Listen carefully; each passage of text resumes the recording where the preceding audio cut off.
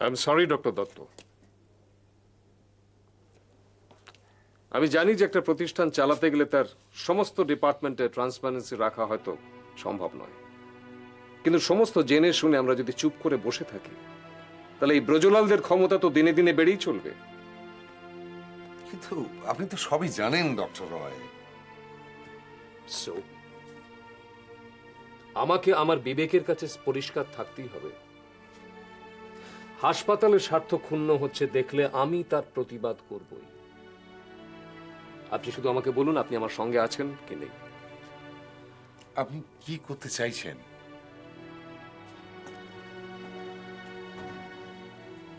একটা inquiry commission ব্রজলালের এগেনস্টে। টাকার লোভে একজন পেশেন্টকে মৃত্যুর দিকে ঠেলে দেওয়ার অধিকার তাকে কে দিয়েছে এটা আমার জানা দরকার। আমি একটা রিটেন কমপ্লেন করব, তার একটা প্রপার এক্সপ্লেনেশন আমার চাই। আপনি এটা নিয়ে মুভ করবেন?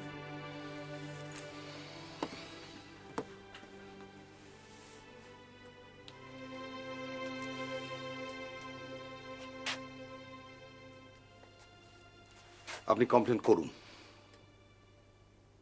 ইউ হ্যাভ কারেজ ডক্টর রয়। আমি এতদিন সেটা বোধহয় হারিয়ে ফেলছিলাম। এখন থেকে সমস্ত কাজে আপনার সব সময় থাকার আমি চেষ্টা করব। I promise you.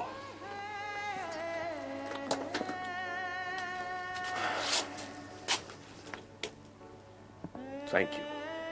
বাহ, এই তো টেম্পারেচার একেবারে নর্মাল। টেম্পারেচার অনেক আগেই নর্মাল হয়ে গেছে। কি করে বুঝলেন? আপনি কি চেক করেছিলেন? দরকার হয়নি, এমনিতেই বোঝা যায়। তা সেটা তো আমাকে আগেই বলা যেত। বললে কি হতো? আসলে ডক্টর রায় আজকে খুব ব্যস্ত, তাই আমাকেই সমস্ত ওয়ার্ডে রাউন্ড দিতে হচ্ছে। তা এখানে দাঁড়িয়ে দাঁড়িয়ে সময় নষ্ট না করাই বোধহয় ভালো। সেটা তো আমিও বুঝতে পারি না। বারবার এই বেডের রোগীরই খোঁজ খবর করতেই বা ছুটে আসি কেন? সত্যি সত্যি বোধহয় ইরেসপন্সিবল হয়ে যাচ্ছে। আপনাকে একটা কথা বলার ছিল। বলুন।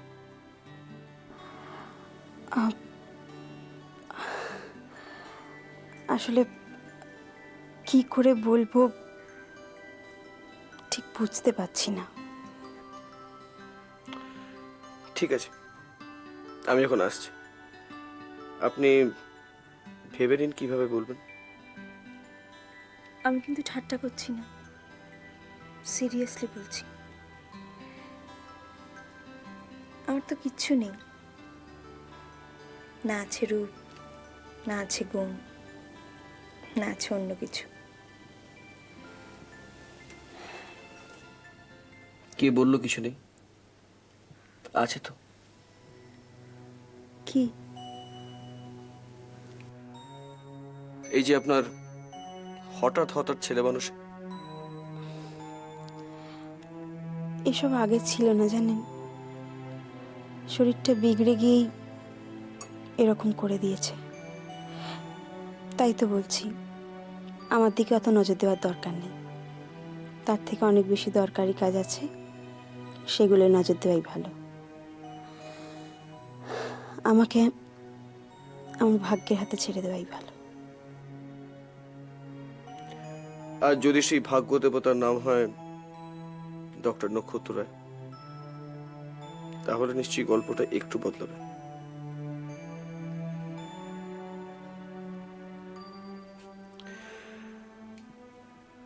আমার হাতে এখন সময় বিশেষ নেই, পরে এসে আবার গল্প করব।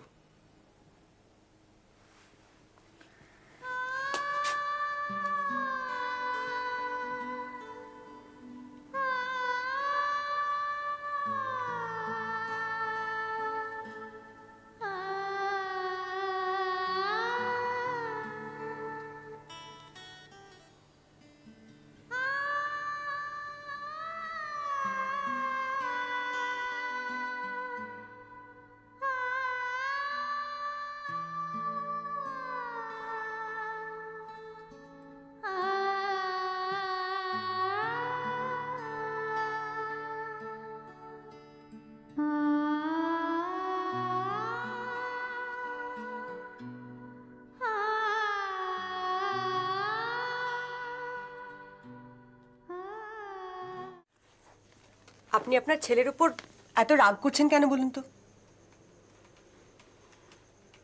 সে কৈফিয়ত কি তোমায় দিতে হবে?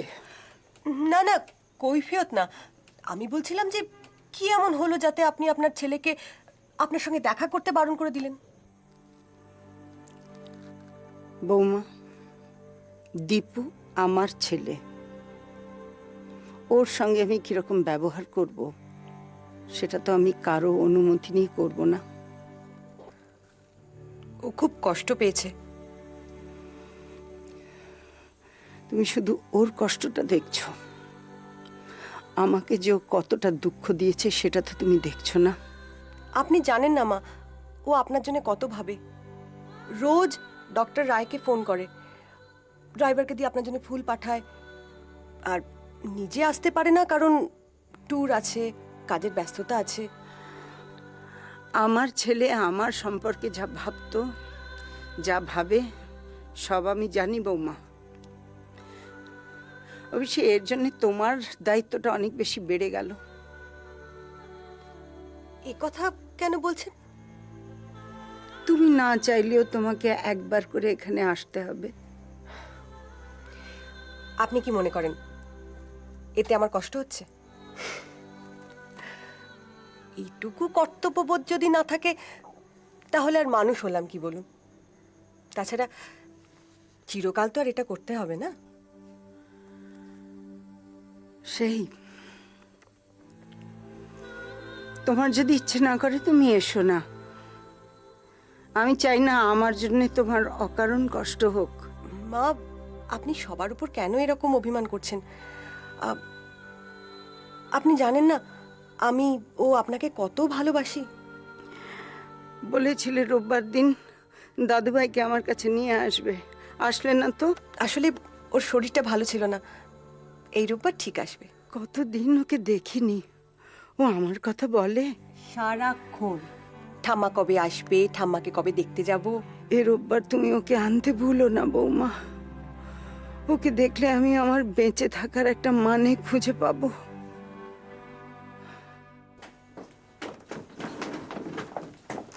Good morning sir. Morning. General ওয়ার্ডে একবার ঘুরে এলাম। কোনো স্পেশাল কেস? না না, ওই একটা বার্ন কেস ছিল না, একটি ছেলে। হ্যাঁ, আপনি তো হ্যাঁ, ওকেই দেখতে গিয়েছিল। কেমন আছে? হ্যাঁ, ভালো আছে এখন, হয়তো দিন কতকের মধ্যে ছেড়ে দেবে। আচ্ছা শোনো, চলো ওরা এই ডায়ালিসিসের ব্যাপারটা বসে ঠিক করে নিই, কাদের কাদের হবে। আমার তো আউটডোর আছে, চলুন। ও না না, দাঁড়া দাঁড়া দাঁড়া, তুমি আউটডোরে যাও, আমি বাকিদের সঙ্গে বসে ঠিক করে নিচ্ছি। Okay sir. ওকে।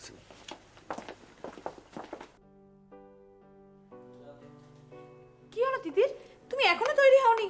স্কুলে যাবে না? না, ও, বাবার উপর এখনো রাগ কমেনি বুঝি? বাবার উপরে রাগ করতে আমার বই গেছে। তাই? আমার তিতির বাবার উপর রাগ করে না? বাবা কিন্তু তা শুনলে ভীষণ কষ্ট পাবে। হোক, আচ্ছা ঠিক আছে, আজকে বাবা এলে আমি একটা হেস্তু নেস্ত করেই ছাড়বো, ঠিক আছে? চলো খেয়ে নাও, খেয়ে নাও, খেয়ে নাও, খেয়ে নাও। আমি খাবো না। তাহলে কি করবে সারাদিন? কিচ্ছু করবো না, শুয়ে থাকবো।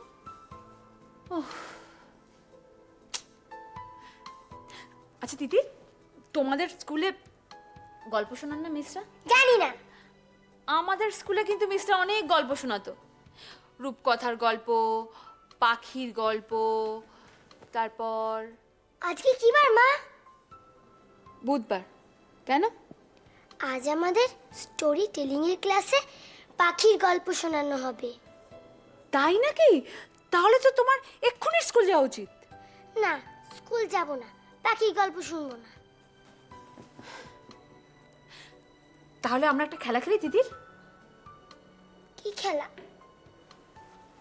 আমি তোমাকে একটা পাখির গল্প শোনাবো, তোমার মিস তোমাকে স্কুলে একটা পাখির গল্প শোনাবে, তার মধ্যে যেটা তোমার বেশি ভালো লাগবে সেটা তুমি তোমার বাবাকে শোনাবে। তাতে কি হবে? বাবা খুশি হয়ে তোমাকে প্রাইজ দেবে। কি প্রাইজ? কি চাই তোমার, তুমি বলো, আমি সেই জিনিসটা বাবাকে কিনে দিতে বলবো। আগে তুমি গল্পটা বলো। তাহলে তুমি ব্রেকফাস্টটা খেয়ে স্কুলে যাবে তো? আচ্ছা ঠিক আছে। একটা গাছে একটা বাবা পাখি, একটা মা পাখি, একটা ছোট্ট পাখির ছানা ছিল। একদিন অনেক রাত্রিবেলা বাবা পাখি মা পাখিটাকে বলল যে তাকে নাকি সমুদ্রের ওপারে যেতে হবে, কেন যেতে হবে কেন? একটা গাছের খোঁজ করতে। সেই গাছের শিকড় দিয়ে ওষুধ তৈরি হয়। সেই গাছ দিয়ে বাবা পাখি কি করবে? রাজামশাই তাকে বলেছেন ওষুধটা নিয়ে আসতে, এবং সেটা একমাত্র সেই পারবে। তারপরের দিন ভোরবেলা বাবা পাখি চলে গেল। মা পাখি তখন ঘুম থেকে উঠে তার ছোট্ট পাখি ছানাটাকে বলল, ওঠো, এবার উঠতে শেখো, পাখিদের তো এটাই ধর্ম। মা পাখি তখন একটু একটু করে ছোটে করে খাবার নিয়ে ছোট্ট পাখিটাকে খাইয়ে দিল, যেমনি করে আমি আমার তিতি সোনাটাকে খাওয়াই। তারপর তারপর তারপর মা পাখি ছোট্ট পাখিটাকে বলল গাছের ডাল থেকে ডানা মেলে উঠতে। ছোট্ট পাখি তো ভয়েই আধখানা। সে যতবার ডানা মেলে উঠতে যায় ঝটপট ঝটপট করে আবার থেমে যায়। তারপর তারপর মা পাখি নিজেই ডানা মেলে উঠতে লাগলো, আর বারে বারে ছোট্ট পাখিটাকে বলল, ওরো ওরো, এবার তোমাকে উঠতে হবেই। তারপর এমনি করে অনেকবার বলতে বলতে সেই ছোট্ট পাখিটা আমার তিতি সোনার মতো নীল আকাশে উঠতে লাগলো। ওড়ার সময় তার কি মজা, কিছুতেই আর ডালে এসে বসে না। তখন মা পাখি কি করলো? মা পাখি তখন ডালে বসে বসে ছোট্ট পাখিটার ওড়া দেখতে লাগলো। আন্টি এত সুন্দর গল্প বলতেই পারে না। দেখো, তোমার গল্পটাই ফার্স্ট হবে। চলো চলো, এবার খেয়ে নাও, তাড়াতাড়ি খাবে, জামা কাপড় পরতে হবে, স্কুলে যেতে হবে। বলো তো তোমার কত কাজ এখন? এই, তুই কে রে? আমার নাম করবী। হায় রে, ভগবানের কি আক্কেল দেখো। হ্যাঁ, এই দুধের বাচ্চাটাকেও রোগ ব্যাধির হাত থেকে রেহাই দেয় না কো। তুমি ভগবানকে বকছো কেন? তো বকবো না তো কি করব? বলি এই যে আমাদের 3 কাল গিয়ে 1 কালে ঠেকেছে, সংসারে ঝেঁটালাতি খেয়ে পড়ে আছি, তবু আমাদের দিকে নজর নেই। যত নজর ওই কচিকাচার উপরে। নে খা। তোমারও কি ডায়ালিসিস হবে? কি হবে? ডায়ালিসিস, ওই যে একটা মেশিনের পাশে শুয়ে হাতের এখান দিয়ে একটা নল ঢুকিয়ে দেয় না। তুই থাম তো বাপু। আর মেশিনের পাশে শোয়াতে হবে না, একেবারে চিতে তুলে দিলে তবে নিশ্চিন্ত। তাহলে এই অনাচারগুলো আর চোখে দেখতে হবে না। তুমি বড্ড বাজে বাজে কথা বলো। তা কি করব? তুই কি করে বুঝবি রে? হ্যাঁ, বলি সংসারের মর্ম তুই কি করে বুঝবি বল? তুমি আমাকে বকলে, এই নাও তোমার জিনিস, আমি খাবো না। বাবা, মেয়ের অমনি রাগ হয়ে গেল। আয় আয়, বস।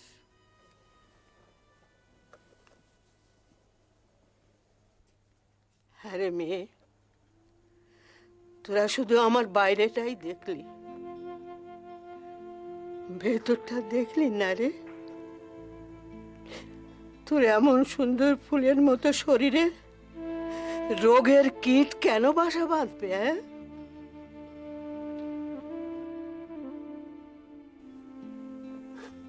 আয় কাছে আয়, আরো কাছে আয়।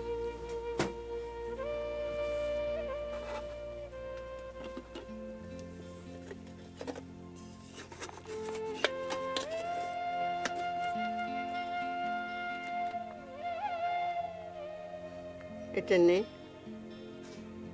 নে না, খা, আমার সামনে বসে খা।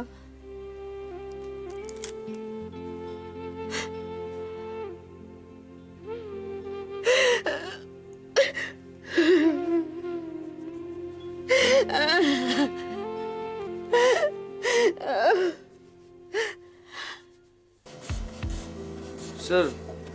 পেশেন্টের শরীরে তো কোনো ব্লাড নেই, কি করে সার্ভাইভ করবে আমি তো বুঝতে পারছি না। চেষ্টা তো করতে হবে। কত? 70/50। তুমি 25% ডেক্সট্রোজ আর হাইপারটনিক শুরু করো।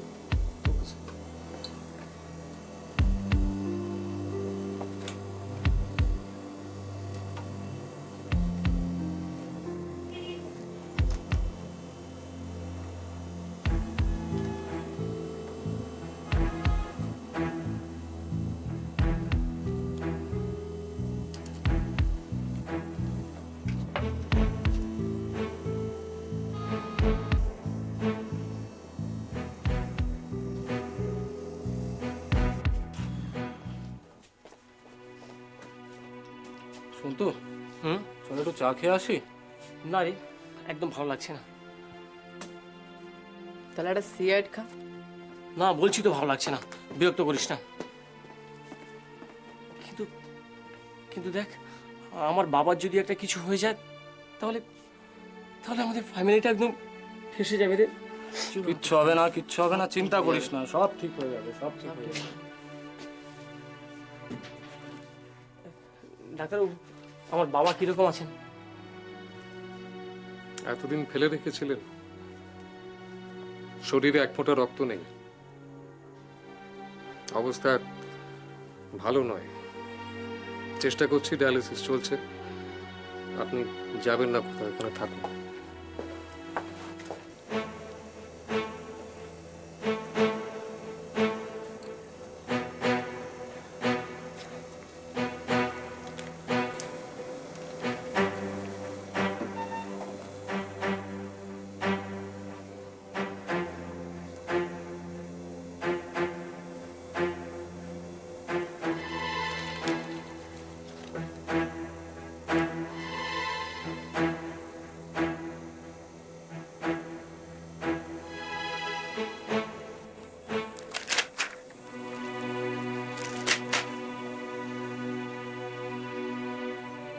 এই শুনতো, বল। তোর বাবা মাঝে মাঝে রক্ত বেচতো না? না মানে এমনি বলছি আর কি। না মানে মাঝে মাঝে নেশার পয়সা জোগাড় করবার জন্য বোধহয় বিক্রি করতো, কিন্তু তাতে কি হয়েছে বল? না তাতে কিছু না, তাতে কিছু না। শঙ্কর বিশ্বাসের বাড়ির লোক কি আছে? আমি আমি ডাক্তারবাবু। আপনার বাবা? সরি, কিছু করে গেল। আমরা অনেক চেষ্টা করেছিলাম, কিন্তু একদম লাস্ট স্টেজে অ্যাডমিট করেছেন। একটু ওয়েট করুন, স্যারের সঙ্গে দেখা করেছেন।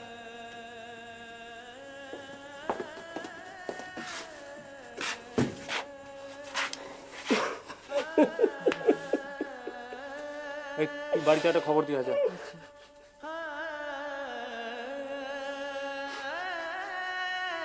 হ্যাঁ, পেশেন্ট পার্টির সঙ্গে কথা বলে বডি শিফট করব। হ্যাঁ ঠিক আছে, হ্যাঁ আমি ডেথ সার্টিফিকেট পাঠিয়ে দিচ্ছি বটে। ডাক্তারবাবু, আমার বাবা শঙ্কর বিশ্বাস একটু আগে মারা গেছেন ডাক্তারবাবু। হ্যাঁ আমি জানি। ডাক্তারবাবু, আমার বাবা কেন মারা গেলেন ডাক্তারবাবু? কি করবো বলুন, আমরা তো চেষ্টার কোনো ত্রুটি করিনি। সুস্থ মানুষটাকে বাড়ি থেকে নিয়ে এলাম, কথাও বলছিল ডাক্তারবাবু। আমি আপনার মানসিক অবস্থাটা বুঝতে পারছি। আপনি কাইন্ডলি একটু বসুন, আমি ডেথ সার্টিফিকেটটা লিখে ওয়ার্ডে পাঠিয়ে দিচ্ছি। না, আপনারা কিন্তু আমার বাবাকে মেরে ফেলেছেন। আপনারা দায়ী, আপনারাই দায়ী। হ্যাঁ হ্যাঁ, আপনারাই দায়ী। কি হয়েছে? একটু বোঝাও তো। প্লিজ, আপনারা এখানে থাকবেন না, প্লিজ বাইরে যান। না, আমি যাব না। আমার বাবা কেন মারা গেল আপনাদের জবাবদিহি করতেই হবে। আপনারা অবহেলা করেছেন। শুনুন শুনুন, আমরা কি করেছি তার জবাব দিয়ে করতে আমরা তো বাধ্য নেই। প্লিজ প্লিজ, আপনারা বাইরে যান।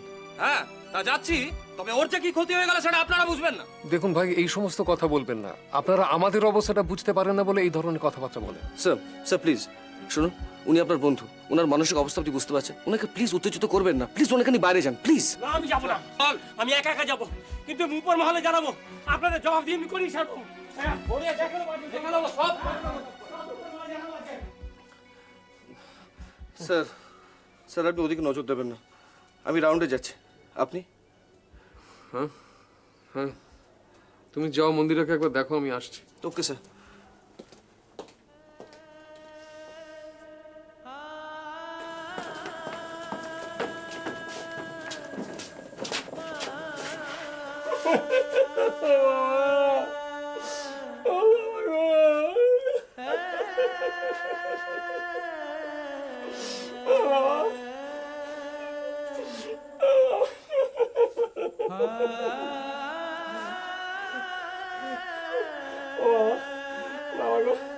ও বাবা গো।